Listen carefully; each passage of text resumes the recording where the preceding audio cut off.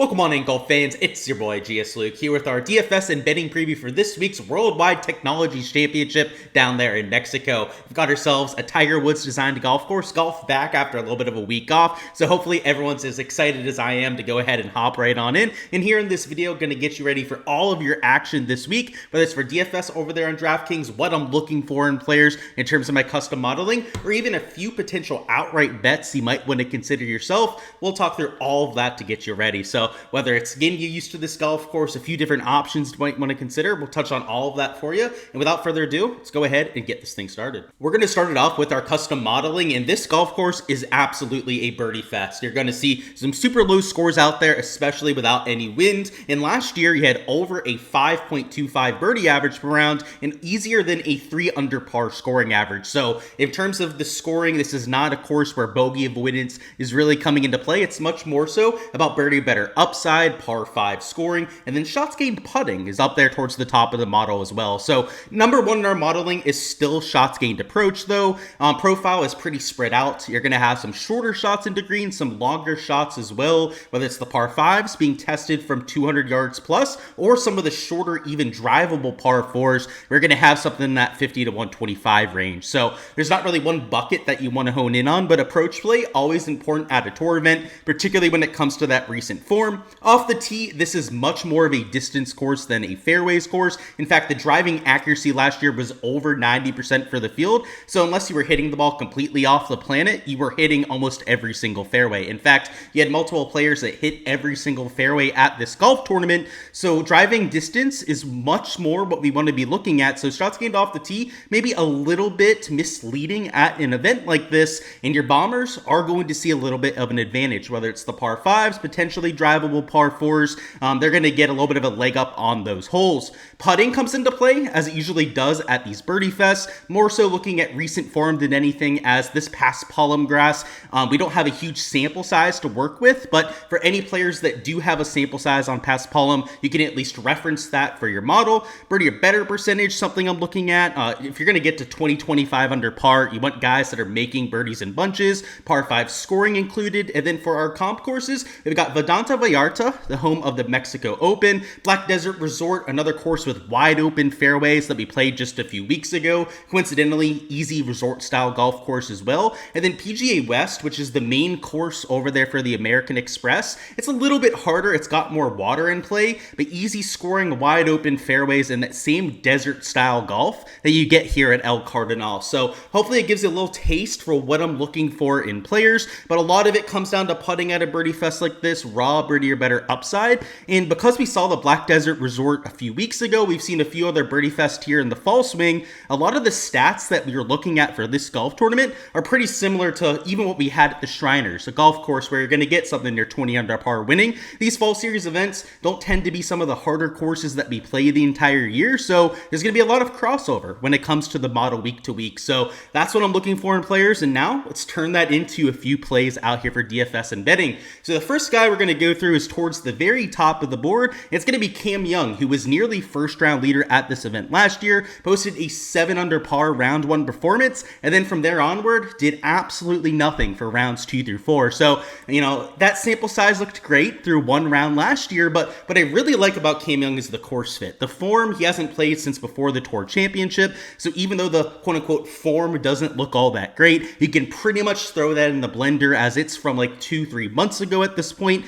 Cam Young, though, from a course fit perspective, so if we really take a step back and evaluate him over his last 50 to 100 round sample size, he fits this golf course to a T. If we're looking for a driving distance player, he's got that in bunches. He tends to putt pretty well on past Palm, not a massive sample size, but is actually a gainer on past Palm grass. The best par 5 scorer in the field in terms of birdie or better percentage, is a top 10 player out here in this kind of field. Has played well at the Mexico Open, has played well at the American Express over the years as well. So you're starting to see a lot of the things that we're looking for being checked off, and he's going to be low owned up top because you've got Max Grazerman, who's in much better form. You've also got these cheaper 9K players that I think are going to take away ownership. So it's not like we're going to get a sub 10% owned Cameron Young, but I don't think he's going to be the most popular player towards the top end of the board in GPPs, which is a mistake in my opinion. He is by far the best player in this kind of field. Though the quote-unquote form looks nasty, again, remember that's from 3-4 months ago at this point, So $10,200, a course where he's shown us he's capable of going low at before. He's the perfect kind of player that I'm going to be mixing into my player pool. So I haven't actually taken any of these outrights yet. I'm still trying to line shop, figure out what I'm going to do. But these core plays and value plays are usually my starting place out there for creating a betting card.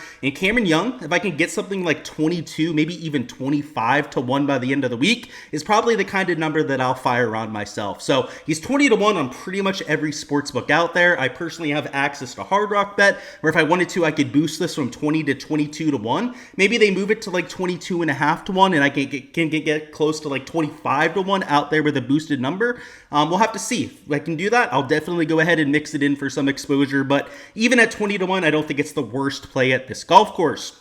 Next up, we got Keith Mitchell down here at $9,100. So we're going a little bit further down the board towards the bottom end of the 9K range, and a player that you can take for an outright at 25 to 1 if you'd wish. What I like about Keith Mitchell is the same kind of skill set that we have there with Cam Young, where he's long off the tee, a high birdie percentage player, tears apart those par fives, and has also played well at some of the other comp courses. So a few weeks ago, Black Desert Championship had a decent start there. Most notably, nearly won at Vedanta Vallarta, the Mexico Open, a very similar style golf course to what we're going to get this week. He's been playing some of his best golf of his career lately, whether it's the near wins, the close calls here during the fall swing.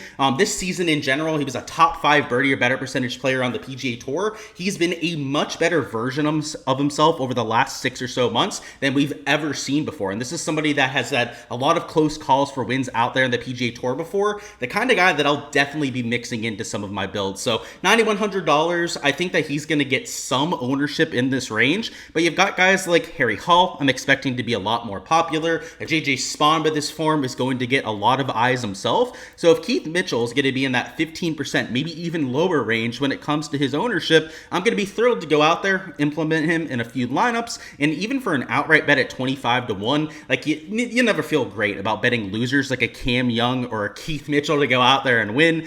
They just haven't done it recently, so it kind of feels bad to go out there and include them on your betting card. If they're going to win, it's at this style event, a fall series event where it's a much weaker field than usual. So, on a week like this, they fit the golf course, they fit the style of golf here perfectly. Why not take a shot on those kind of players? Before we talk about our last core play and then our 3 values towards the bottom end of the board, do want to remind you guys where you can find this spreadsheet for yourself. That, of course, is over there on my Patreon page. Patreon page has all of these spreadsheets posted, not only for the main slate for every single golf tournament, but also for Showdown and rounds 2 through 4. So if you've been wondering how to get my take on every single player that's teeing it up, not just the handful of guys that we talk through in my content, well, make sure to check out the Patreon page for that. On there, we've got all of my modeling, all the different recent form metrics for players, event history. I've got every player on there. Of course, 2023, the only year that we were at El Cardonal, but whether it's the shots gained metrics over the last 24 rounds, last 12 rounds, the custom modeling, of course, uncensored over there for my Patreon members, you can find all of that over there on that page. So link in the description of the video to go out there and join the Patreon page. It is only $15 a month to go out there and join. So an absolute steal for the kind of value that you get. And it's not only main slate I'm covering, it's also the betting perspective and showdowns for rounds 2 through 4. So if you've been wondering how to get access to these sheets, that's exactly how you do so. Help support the channel, implement, and make your process a lot faster out there. Streamline it, give you all the info you need in a concise and very digestible fashion out here on these spreadsheets. Make sure to go ahead and check it out.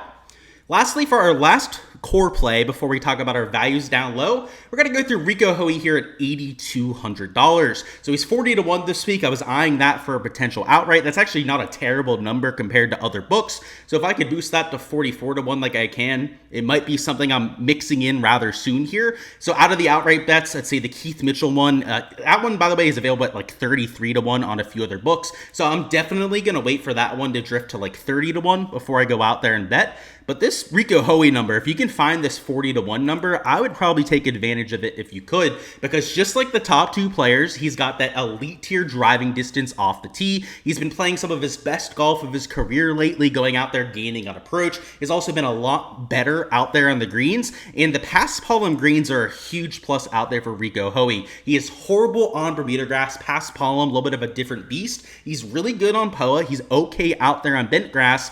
The one surface, though, that I just won't play Rico on is that Bermuda grass surface. So the fact that we're playing on paspalum, it's a little bit it's a little bit weird. We don't have a huge sample size for a lot of these players. Rico is one of the players that we don't have a huge sample size for, but I think that because it's not Bermuda grass, I think that can only be a positive compared to that kind of sample size. So I'm playing Rico Hoey this week. The event history, I think, is non-existent for Rico unless he happened to play this last year. Yeah, non-existent out there for Rico, but the recent form is more so what you're playing him for. He's been just going out there, grinding, made cuts all fall. I mean, even towards the end of last season was going out there, posting top 25 finishes almost every single week. And recently it's been a lot of that, right? T22, T3, T21 finishes his last 3 starts, which you'd be okay with at $8,200. But if he even just slightly improves on that, right, cracks the top 10, that's going to pay off at $8,200 price tag. So love that. Love his potential outright odds there at 40-1 as well. And now for our values. So, core plays, $8,000 plus. Value plays are going to be things that are, at most $8,000. Most expensive one we're going to go through here is Daniel Berger. And this is the 3rd, 4th straight event that we've talked him up here on the channel. He hasn't killed you, but he also hasn't truly paid off over this stretch as well. So if we take a look at the form, T39, T35, just okay, right? It's not going to kill your lineup. It's also not really going to help you out, though. The T7 was mighty fine to have him out there that week when he went out there in top 10, but Daniel Berger continues to just be a solid play. If you take a look at the shots gained metrics recently, you'll see how he's getting it done, gaining about 2/3 of a stroke per round off the tee, and then gaining in all 4 stat categories. You zoom out a little bit, you give him a larger sample size, and it's much of the same. He's still gaining in 2 out of the 4 categories. The only 2 categories that he's losing in would be slight losses out there on approach and with the putter, but I like the momentum that he's got going for him. He's played really solid on approach and off the tee the entire year. The putter was the huge X factor. Just could not make a putt for his life, especially when he first came back from injury. But on these paspalum greens, just like with Rico Hoey, I think it's a big deal to get him on this paspalum. This could be a huge week for Daniel Berger if he's the kind of guy that loves these paspalum greens. And unfortunately, we don't have a huge sample size for Daniel, as normally he would avoid these fall series events historically. I mean, he was just a better player back then. He wasn't playing in these kind of events as he was winning like Pebble Beach, those kind of events, tour year in year out there in the PGA Tour. But Daniel Berger on paspalum, if he can go out there, even be a neutral putter, top 25 right there. If he go out there and he can gain his strokes on the greens, that's where he's got that top 15, top 10 upside. And at $7,900, that is exactly what we're looking for out there in GPPs. Trying to get a top 10 at this price tag is pretty much all we're looking for out there in lineups. And at 40-1, maybe I can find a better number. He's at 50-1, I believe, on some of the books out there. If he drifts to 50-1 on Hard Rock and I can boost that to 55-1, I'm even going to mix him in for a potential outright bet. So in DFS, I think he's an even better play than an outright because, I'd be kind of shocked if he went out there and just randomly won at this point. But I think him top 5ing, top 10ing is something that I think is going to come sooner rather than later. And once he starts to top 5, top 10, maybe does that like 2 out of his last 3-4 events, that's when the win is going to come. So, the outright, I might mix it in this week. I don't know if it's my favorite outright bet, but for DFS, I think he's one of the better options that you can get to on the slate. And I guess the reasoning for taking him for an outright now is that the number's decent, right? If we can get him at 50, maybe boost that to 55-1. I mean, if he's finishing top 10, right, 7th, maybe like a 5th place finish over these next few starts, he's not going to be 50-1 at the next event this week, right? He's going to be like 25, 30-1. That's the argument for taking him now for an outright and why I might do so if we can get him there at 50-1. Next up for our value play, we got Cameron Champ, another one of these long bombers off the tee that is going to be able to take care of some of those par 5s and get us a lot of birdie or better upside. He's at $7,000, so he's not going to cost you an arm and a leg to play. In fact, he's going to save you a lot of salary out there in other positions. And what I like about Cameron Champ is he's playing a lot better golf recently. He's not always the most consistent golfer out there in the PGA Tour, but what we've gotten from Cameron Champ recently has been elite tier off the tee play. We're very used to that, but he's been okay on approach. He's not usually the best approach player. So the fact that he's losing only about 0.17 strokes per round is actually a huge positive for Cameron Champ.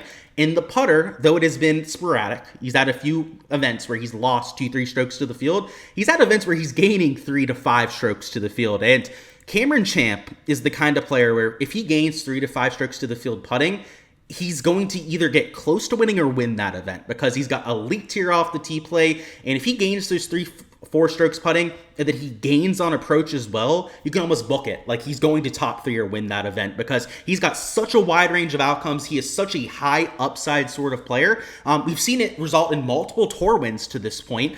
We've also seen him hardly keep his tour card before because of how inconsistent he is as well. So this isn't the kind of play that I would play lightly. You know, this is more of a GPP play because of that wide range of outcomes. But what you like with Cameron Champ is that he can't actually top 5, top 3 even win this event. While I think Daniel Berger is a better play for a top 5, top 10, I actually think that Cameron Champ has the same, if not higher, top 5 equity compared to Daniel Berger, just infinitely more missed cut equity, which is the unfortunate aspect. So he's down here at $7,000. He's at 75 to 1 on a few books. I think 100 to 1 is the number that I'm looking for before I go out there and take some exposure myself. But I think he was even slightly above that on a few books as well. So maybe this number will drift a little bit more than that. If we get him at 100 to 1, this is the kind of event that I'll take a shot on a Cameron Champ, particularly at a golf course where you've got the 4 par 5s to work with and some potentially drivable holes, depending on what they do with the tee boxes. So $7,000, playing some decent golf. Give me Cameron Champ at a course this easy. And then the last play we're going to go through here is David Lipsky, who we've talked about a few times here this fall swing as well. And he's far from killed you if you've used him in lineup. So if we go down here to David Lipsky, you can see he's gone T41, cut, and then that second place finish, which was, of course, the big payoff when we were using David Lipsky. He loves golf courses where you can kind of spray it off the tee because from fairway in, he's one of the, I don't want to say better players in the field, but he's certainly one of the best players down here in the 6K range. So if we take a look at the shots gained metrics, you'll see that he's losing off the tee, and then every other category over his last 24 rounds is well into the positive. We go to the last 12 rounds, which isn't even the best sample size out there for David Lipsky. Not necessarily playing his best golf his last 3 starts. It's the same though, right? He's losing 0.8 strokes off the tee. Okay, that's not great. That's pretty much always the case for Lipsky. He's short and inaccurate off the tee. He's dog shit off the tee, right? Let's not mince our words on it. He's horrible in terms of his shots gained off the tee, but everything else well into the positive. And if you remember when we were going through the key stats before, they hit 90% of fairways here. That's because they're 65-yard wide fairways. It's hard to miss a fairway that's 65 yards wide. Hell, it's hard for me to miss a fairway that is 65 yards wide. So sure, Lipsky, we can call him a dog shit driver of the golf ball. I think that's fair to say. Like, I don't think that's even unfair to say of David Lipsky. He's still going to hit fairways at this golf course. And if that's the one issue that he'll have out there on tour, the approach play has been positive. He's been a good putter. You can see number 13 in terms of recent form ranking. Some books even have him closer to like 200 to 1 to go out there and win. If I can get close to that, I will 100,000% go out there and mix it in. So he's $6,800. I think he's got upside to potentially top 10 if he has a good week off the tee. And a good week for him off the tee would be like losing a quarter of a stroke per round. Like if he only lost 1 stroke over the 4 rounds out there off the tee, you feel really good about Lipsky because he's got 3-4 shots gained upside out there and approaching with the putter. And at this kind of birdie fest event, that would pay off a $6,800 price tag. Like a top 10, even a top 15 at $6,800, you're going to be pretty thrilled about. So for DFS, I think he's a fantastic play. I don't think will be over 5% owned. Probably in that like 2 to 4% range. Like I think he'll get some attention because of the recent form, but he's not going to be chalk as a top end of the 6K range player. So you like him out there for some leverage. It's not hard to get over the field on that sort of player in your player pool. And who knows, if we can get that number closer to 200 to 1, might even be worth a sprinkle out there in your betting exposure as well. Alrighty guys, that is all I've got for the DFS and betting preview this week. Go ahead, smash that like button if you guys haven't already, and also give me your winner of this golf tournament for a chance to earn a free month on my Patreon page. If you give me the winner and there are no restrictions on who you're taking there, you will win a free month of my golf projection. So go ahead, give me your best guess down below. The only rule with that is that once a player is taken once, that they cannot be taken a second time. So it'll be early bird gets the worm, obviously first come, first serve on those players. Go ahead, check the comments, make sure your guy isn't taken, and then fire away with your winner for this week. But best of luck with all of your exposure, whether it's over there on Draftkings with your GPP lineups or with your outright betting exposure as well. Hopefully we can take a few contests down, maybe even cash an outright with those few players that we outlined there and make it a good one for the return of golf this week. So I'm looking forward to it. These Tiger Woods designs tend to be really interesting. A lot of scoring out here at this event. So hopefully our guys are the ones getting close to 20 under par or even better, and we can make this one to remember.